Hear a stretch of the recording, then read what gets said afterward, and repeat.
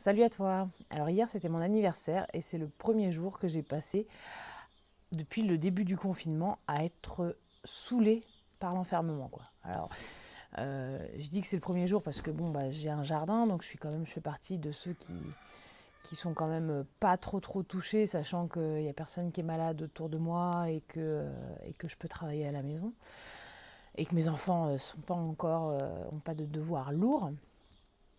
Mais du coup, cet anniversaire-là, j'avais vraiment envie de faire plein de choses. Puis en plus, bon, faut quand même avouer que je fais partie des gens qui estiment que leur jour d'anniversaire devrait presque être férié. Donc voilà, je suis un peu mégalo là-dessus. Et du coup, je me suis un peu penchée à ce rapport à l'anniversaire, à fêter le jour de notre naissance. Enfin, c'est quand même un petit peu fou cette histoire. Et je croyais que c'était chrétien en fait. Et il se trouve que je me suis rendu compte que c'était interdit de fêter son anniversaire jusqu'à très tard, jusqu'au 6e siècle, je crois, par les catholiques, parce que c'était considéré comme une fête païenne, quoi.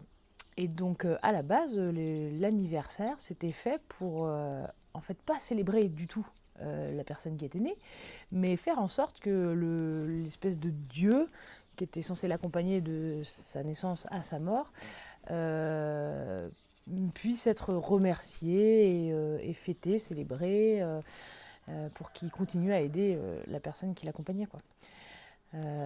Donc en fait, c'est un rite ultra, bon, comme la plupart des rites dont on ne se rend même pas compte dans notre quotidien, c'est un rite ultra connoté, magique, superstitieux et tout ça.